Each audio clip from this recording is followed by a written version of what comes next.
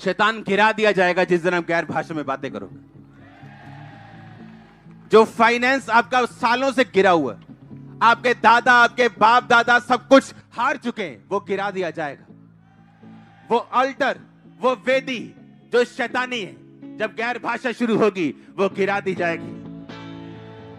वो बीमारी जो 20 सालों से आपके पीछे है, जिस दिन आपने गैर भाषा में प्रार्थना की, मैंने कहा उसका वेदी गिरा दी जाएगी, उसका ऑल्टर गिरा दिया जाएगा। जो पागलपन आपको छोड़ के नहीं जा रहा, जिस दिन ये गैर भाषा शुरू होगी, मैंने कहा वो छोड़ के भी जाएगा। ओह, आपका आमीन जितना ऊंचा।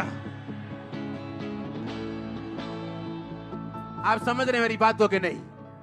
आप समझ रहे कि नहीं? गैर भाषा प्रकट हुई, सब कुछ चेंज हो गया।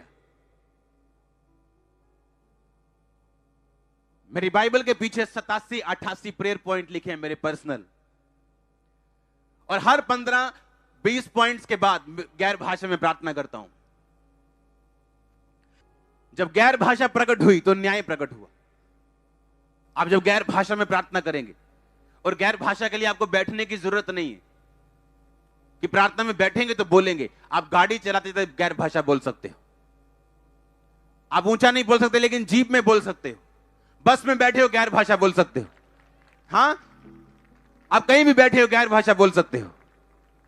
गैर भाषा आपके स्पिरिचुअल इंजन को स्टार्ट कर देगी। गैर भाषा बोलने के द्वारा कुछ ऐसी अगुवाई आपकी होगी जो आप मांग रहे हो प्रभु से कि प्रभु मैं क्या करूं, मैं क्या करूं, मैं क्या करूं। हालेलुया।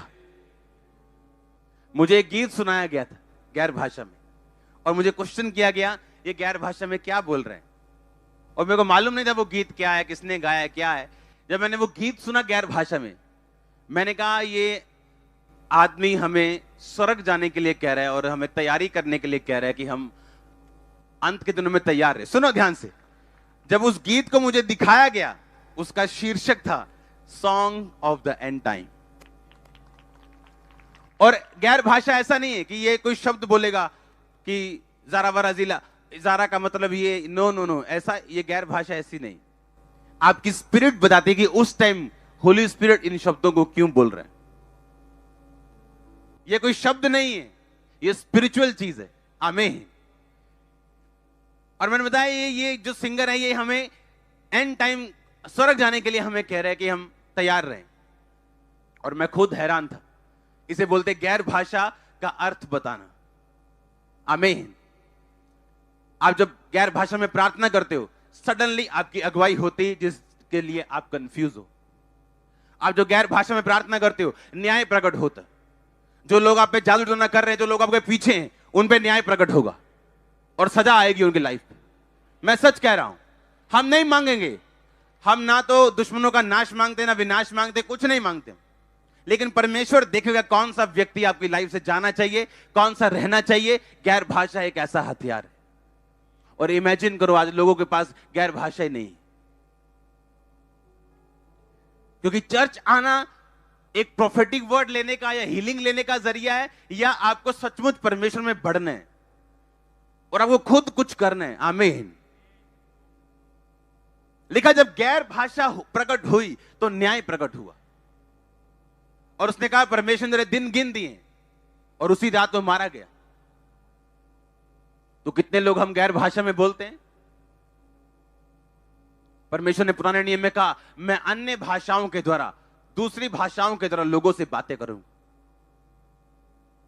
यह कोई नए नियम की भाषा नहीं, पुराने नियम में चलती आ रही, और नए नियम में अब आप भी इसके भागी हो सकते। अब आप भी इस हथियार को ग्रहण कर सकते। देखा, इसलिए अगर तू बपतिस्मा ले, तौबा करे, तो तू पवित्र आत्मा का दान पाएगा।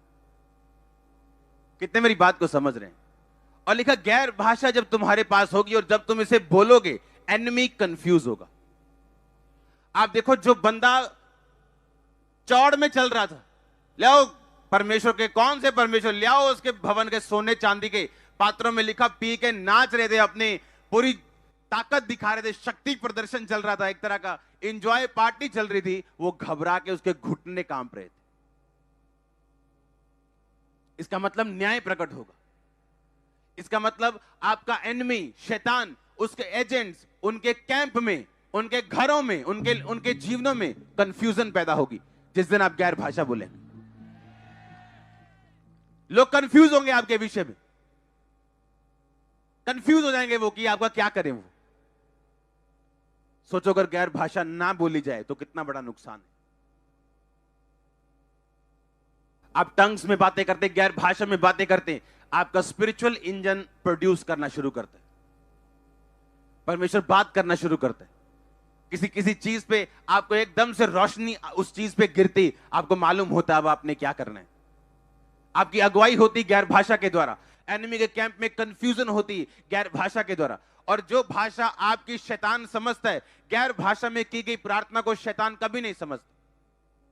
जिन विषयों को आप जानते हो कि आपने ये विषय में प्रार्थना करनी है, मैंने चंगाई के लिए करनी है, मैंने बरकत के लिए करनी है, लेकिन ऐसे विषय आपकी लाइफ के लिए हैं जो उन कहीं इंपॉर्टेंट विषयों से भी अधिक इंपॉर्टेंट है, लेकिन आपको मालूम ही नहीं है।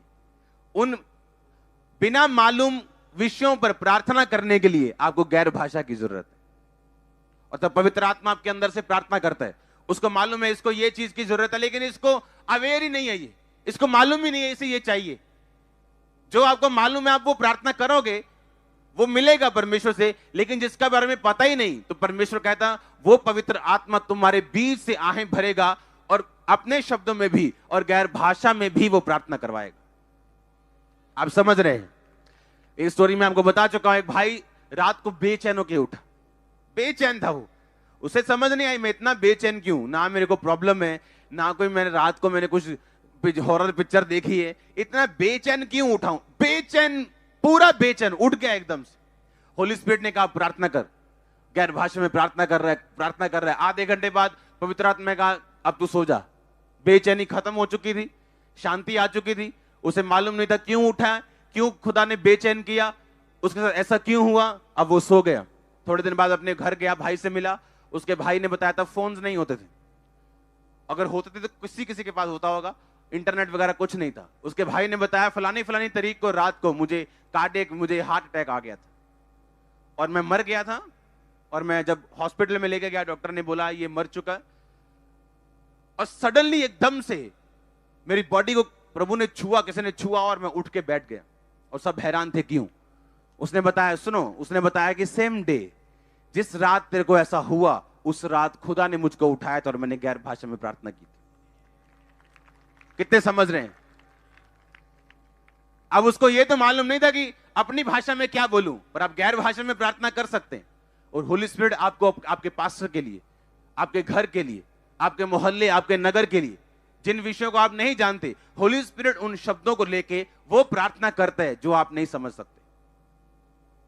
और इसीलिए जो गैर भाषा बोलने वाले विश्वासी हैं, वो दूसरे विश्वासियों ज्यादा रिजल्ट लेके आते हैं, क्योंकि उनके पास एक हथियार एक्स्ट्रा है जिसको वो यूज करते हैं। हालेलुया। लिखा जो गैर भाषा में प्रार्थना करता है वो अपनी ही, अगर इसको एम्प्लीफाइड वर्जन बाइबल में पढ़े तो लिखा जो गैर भाषा में प्रार्थना करता है वो अपने शरीर, अपने प्राण और अपनी आत्मा की उन्नति करता है। वो अपनी शरीर की भी उन्नति करता है, यानी उसका फाइनेंस, उसकी लाइफ, उसकी सेहत, उसके बच्चे, जो कुछ शरीर में। लिखा वो अपने सोल की, अपने प्राण की, अंदर जो आपका सोल है उसके ऊपर अटैक है, उसके ऊपर व्यभिचार का, चोरी का, पाप का, कहता उसको भी वो हील करता है। और लिखा आत्मिक, वो आत्मिक रीति से बढ़ता है। उसकी आईज स्पिरिचुअल शार्प होती, वो सब कुछ देख सकता है, समझ सकता है, आत्मा में अलर्ट है, जो गैर भाषा में प्रार्थना करता है। हालेलुया।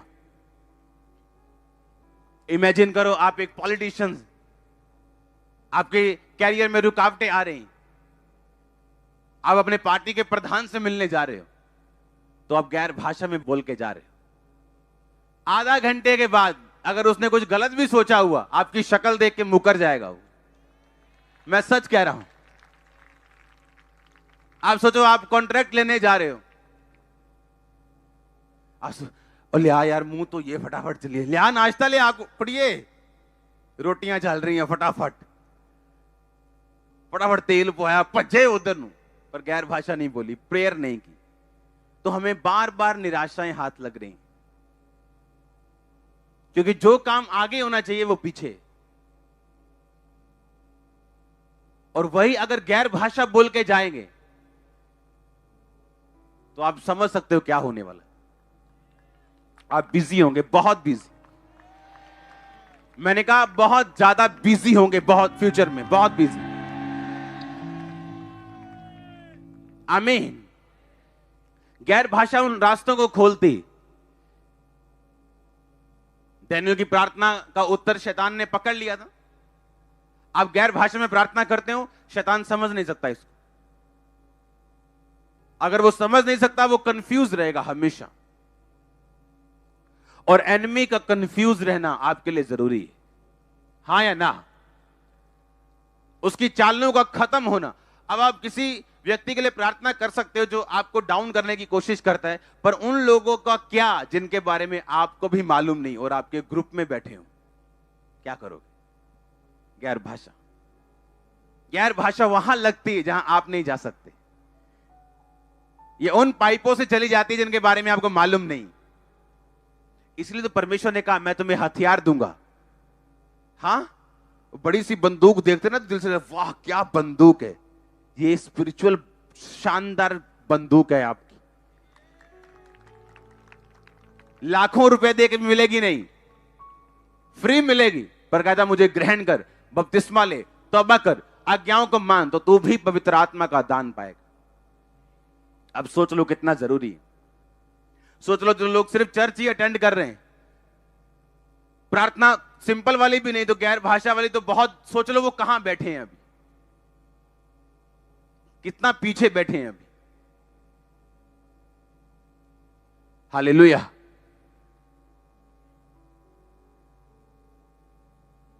अब आप महत्व समझेंगे गैर भाषा का, और ये लगातार मैं इसको बताऊंगा गैर भाषा को, ताकि आपको समझ आ सके कंटिन्यू कि मुझे क्यों बोलनी है। और गैर भाषा जब बोली जाती है, जब आपकी लाइफ पे उतरती है और ये बढ़ती है और बढ़ के अगले लेवल पे जाती है और अगले लेवल पे जाती है, कैसे आप गैर भाषा से अपनी लाइफ को चेंज कर सकते हो, मसे में बढ़ सकते हो, अपने दानों वरदानों को उज्जवल कर सकते हो, परमेश्वर से गाइडेंस ले सकते हो, उसकी अगुवाई ले सकते हो, कंफ्यूजन से बाहर आ सकते हो, बीमारी से बाहर आ सकते हो, अपने घर में साल्वेशन लेके आ सकते हो गैर भाषा बोलने के द्वारा।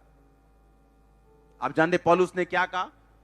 उसने कहा मैं आत्मा से प्रार्थना करूंगा और बुद्धि से प्रार्थना करूंगा। अगर वो ऐसा कहता मैं बुद्धि से प्रार्थना करूंगा और आत्मा से भी करूंगा, इसका मतलब बुद्धि से यानी अपने शब्दों से प्रार्थना करना पहले स्थान पे होता और उसके बाद गैर भाषा।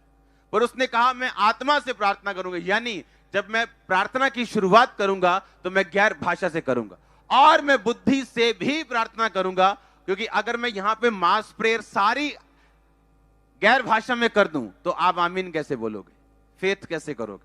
क्या कैसे मालूम होगा कौन बंदा हील हो रहा है? तो उसने कहा लेकिन मैं प्रार्थना करूंगा आत्मा से, लेकिन बुद्धि से भी करूंगा ताकि दूसरे लोग इसे आमीन बोल सके। आमीन। इसका मतलब आत्मा में प्रार्थना करने का महत्व जो पौलुस ने कहा वो पहले नंबर पे था। हम पढ़ेंगे बाइबल के इस वचन को ताकि आपको यह समझ आए कि मुझे आज गैर भाषा मांगनी है और तब तक मांगनी है, हर रोज मांगनी जब तक मुझे मिल ना जाए। और आपको प्रभु देगा। मत समझो कुछ पता नहीं क्या होगा एक दिन मेरी जिंदगी में, मैं पता नहीं कितना रो रो के मांगूंगी तब मिल जाएगा। नो, बस अलर्ट रहना। जब मुझे पवित्र आत्मा की गैर भाषा मिली थी तो मैं कुर्सी पे बैठा हुआ था, सिंपल प्रार्थना कर रहा था,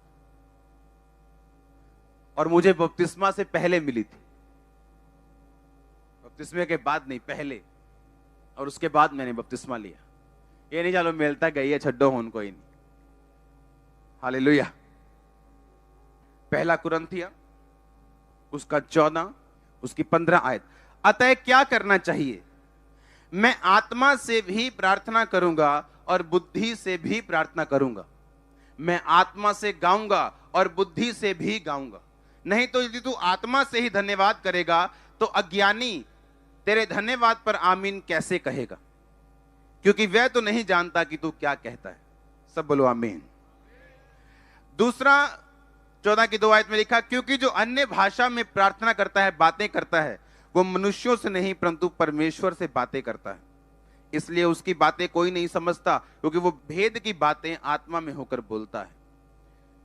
4 आयत में लिखा, जो अन्य भाषा में बातें करता है वो अपनी ही उन्नति करता है, परंतु जो भविष्यवाणी करता है वो कलीसिया की उन्नति करता है।